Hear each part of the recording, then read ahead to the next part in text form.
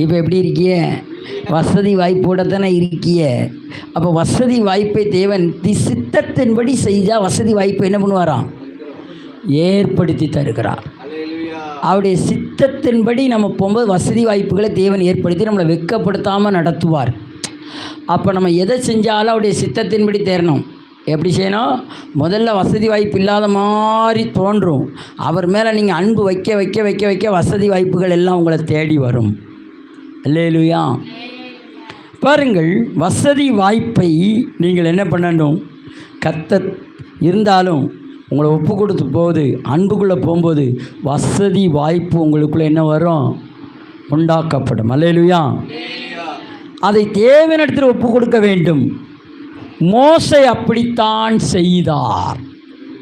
இன்றைக்கி மோசையை பற்றி தான் பேச போகிறோம். ஒரு 15 நிமிஷம் பேசுவேன், ரொம்ப இல்லை. இன்றைக்கி திருவிருந்து ஆராதனை. புரிஞ்சிக்கோங்க, மோசே நல்ல வசதி வாய்ப்போட எங்கே இருந்தானா?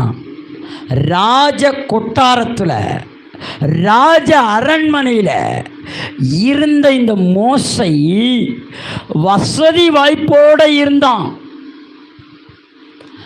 ஆனால் அவன் வசதி வாய்ப்பு இருக்கும்போது அது அநியாயம், அது அக்கிரமமோ, அது நீதி கிடையாது என்று அறிந்தபோது, அல்லேலூயா,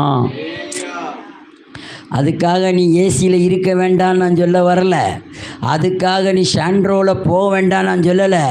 அதுக்காக நீ பெரிய வசதியான வாய்ப்புகள், இந்த வாட்சிகள்லாம் நீ கட்ட வேண்டாம்னு சொல்லலை. அல்லேலூயா.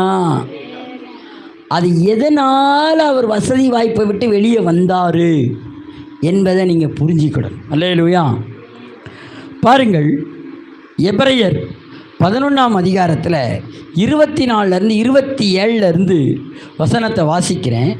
விசுவாசத்தினாலே மோசே தன் பெரியவனான போது, இப்போ தான் விசுவாசிகளுக்கெல்லாம் கொஞ்சம் ஸ்டூடாக ஸ்ட்ராங்காக முதல்ல பேசிட்டு இப்போ உங்களுக்கெல்லாம் சொல்லுங்கள், நீங்கள்லாம் யாராக இருக்கீங்க?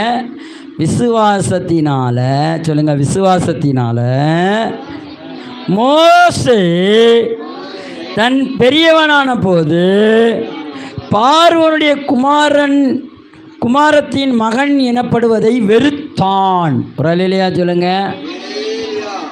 அவன் வெறுத்தானான். நான் ஒரு பார்வோனுடைய குமாரத்தினுடைய மகன் என்று சொல்வதற்கு நான் அருவருக்கப்படுகிறேன். ஒரு அல்லேலூயா சொல்லுங்க. அருவருக்கப்படுகிறேன். ஏன்? அநித்தியமான பாவ சம்பாத்தியங்களை அனுபவிப்பதை பார்க்கிலும், என்ன சம்பாத்தியம்?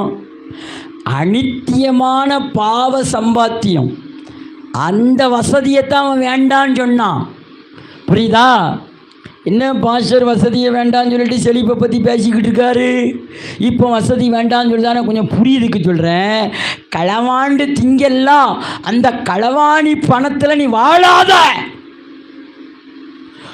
ஊரு பணத்தை எடுத்து வாயில போடாத. அல்லேலூயா. கோயிலுக்கு கொடுத்த சந்தா பணத்தை வாயில போடாத.